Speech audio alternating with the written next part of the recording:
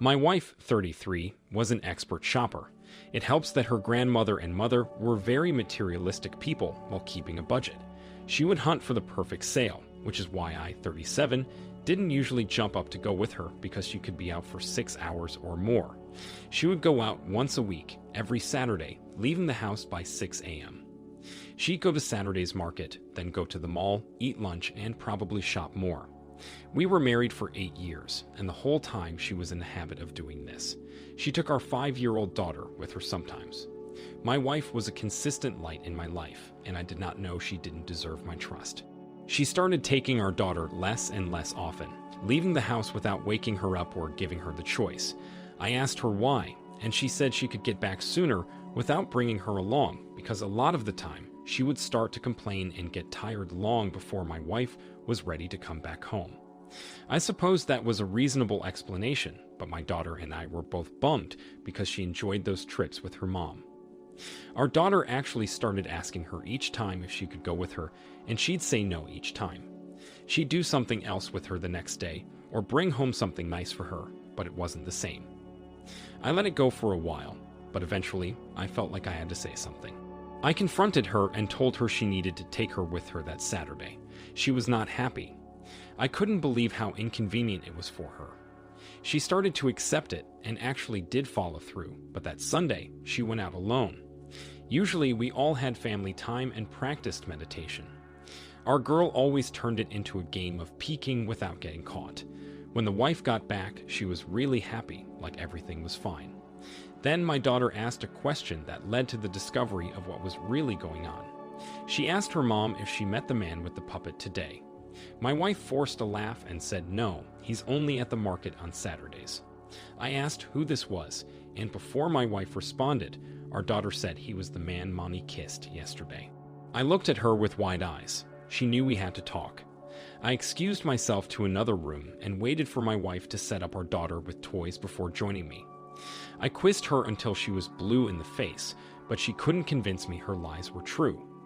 She tried telling me our daughter was talking about something else, but I knew her speaking capabilities were pretty accurate.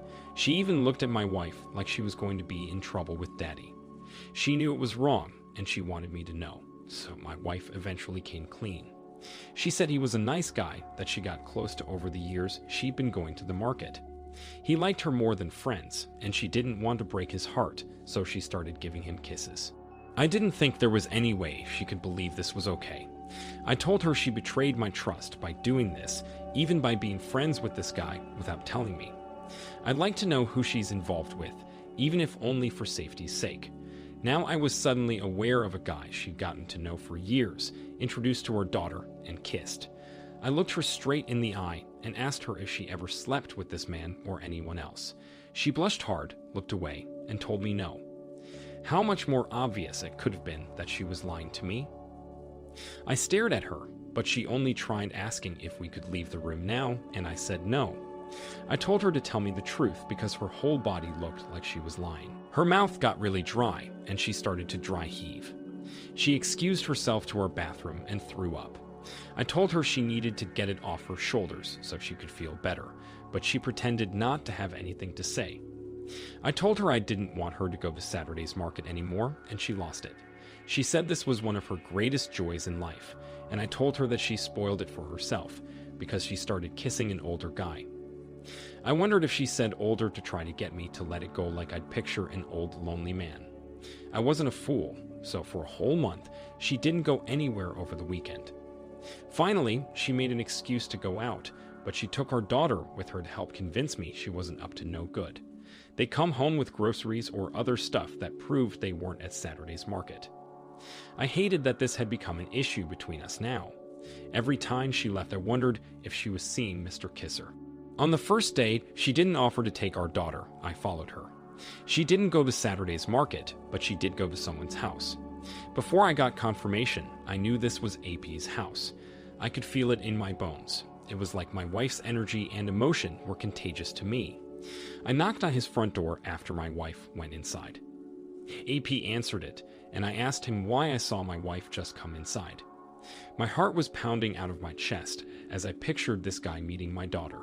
He looked young and confused, But before he could ask me anything, I asked if he was the puppet guy at Saturday's market. He covered his mouth for a second and asked me if I was her husband. I said yes and yelled my wife's name. She came out and he told her to leave. Then he told me she introduced herself as a widower. I felt like my heart stopped beating permanently and I was only surviving off air and my still blood. My wife came rushing out like she had a right to be mad, brushing past me.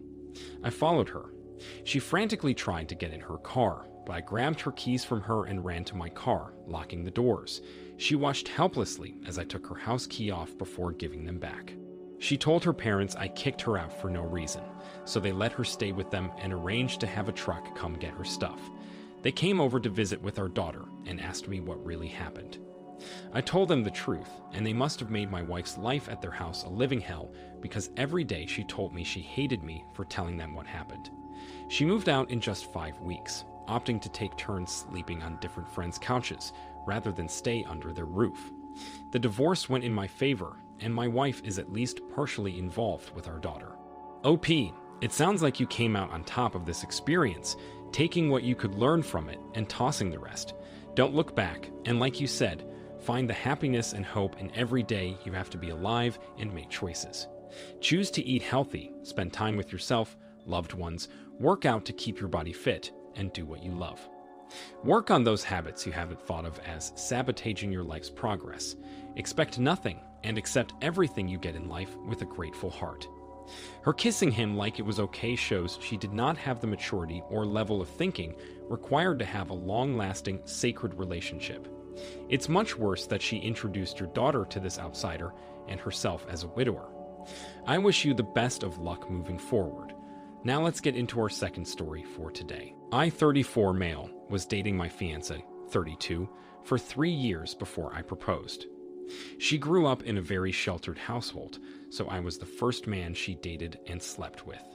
We grew up in the country away from it all, so we felt old-fashioned compared to how a lot of people live their lives, but that's how we liked it.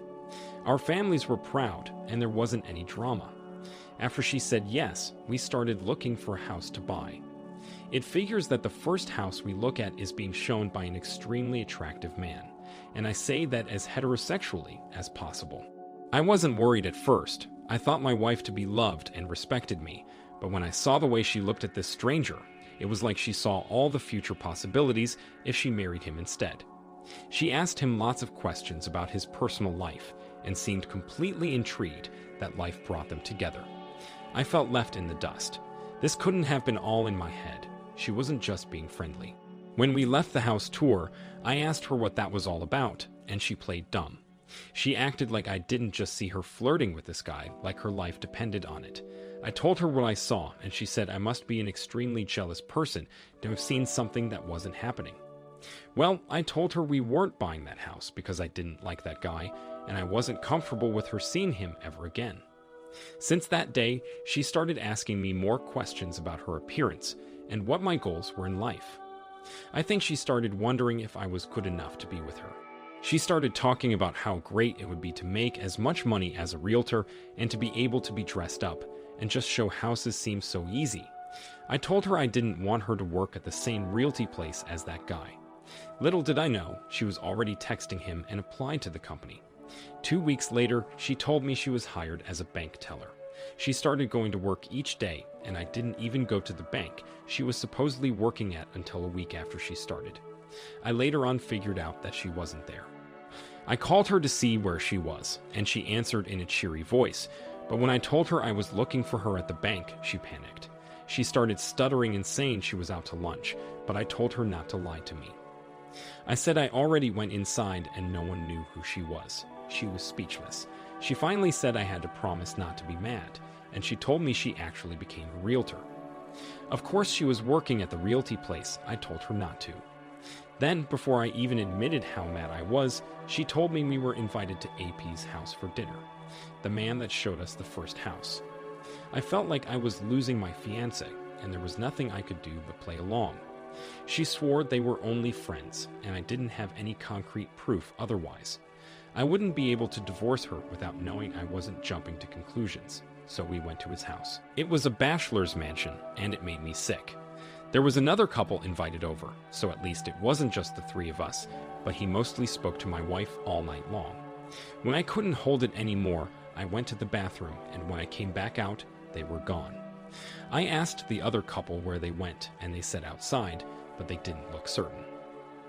I went outside and started speed walking around the house to find them, but I couldn't. I started yelling like a crazy person and felt like my woman shouldn't have put me in this situation. When I went back inside, I must have looked panicked. I think the girl felt bad for me because she said she saw them go upstairs. I took 3 steps at a time and found that only one bedroom door was locked. I banged on it, demanding to see my fiancé, and it was about 30 seconds until he opened the door. All he said was he was sorry, old habits die hard when it comes to locking the door. But a few things crumbled his lie to pieces. First off, he had my fiancé's shade of lipstick on his lips. Her face was bright red, and she was trying to casually stand and hold her wine glass like she wasn't just caught in the act. AP called for the other couple as if he was upset with them for failing to guard the stairs like he asked, but it turned out they left.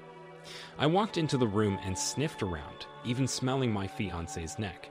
She held her breath, said I was being weird, and asked me if we could go back downstairs now. I ignored her and continued looking for clues. She stammered and said he was just showing her the space in his walk-in closets. I looked into her shameful eyes and asked how she had the nerve to lie to me, disobey me, and sleep with the guy I wanted her to avoid. At that moment, I knew she wasn't worth my commitment, as if all the things leading up to this weren't fishy enough. I told her she wasn't the hot stuff she thought she was, and she deserved to live a meaningless life, without the sacred relationship between a man and a woman that I tried to have with her. AP was super quiet and awkward. He looked completely different from the confident selling man my fiancé was so infatuated with.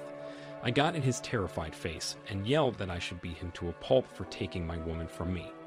He was so scared of that happening that he already called the police to request an officer's presence. I left before they got there. AP didn't realize that by doing that, he provided me with a police report I obtained a copy of, where they each admitted they were having an affair, and I caught them. I was able to use this to publicly shame them. They became the faces of sleazy salespersons you didn't want to trust around your own spouse. They lost their jobs and family support, while I dodged a lifelong mistake. It still freaks me out that she started an affair with the first attractive man she came in contact with as an engaged woman. OP, I am so glad you didn't marry this girl. She was obviously not ready to commit to you for the rest of her life. It seems to me she never had to face temptation before this. When she realized just how big the world was, her ego grew with it, while her morals all but disappeared. If she really was having an identity crisis or didn't think she was ready to be married, or even thought she needed time to explore the world on her own, she should have communicated her feelings to you. No matter how hard it is for someone to have that talk with another person, it's necessary. It's a part of growth, learning responsibility, and empathy for others. You would hate to be cheated on more than dumped, so do the hard thing and have the talk. You might be surprised what someone is willing to do to work on themselves or make things better. Thank you for sharing your story. I wish you all the best. Thank you all for taking the time to listen to today's stories. If you enjoyed listening, please feel free to like and subscribe if you haven't already. Also, comment below with your thoughts on what happened. Take care.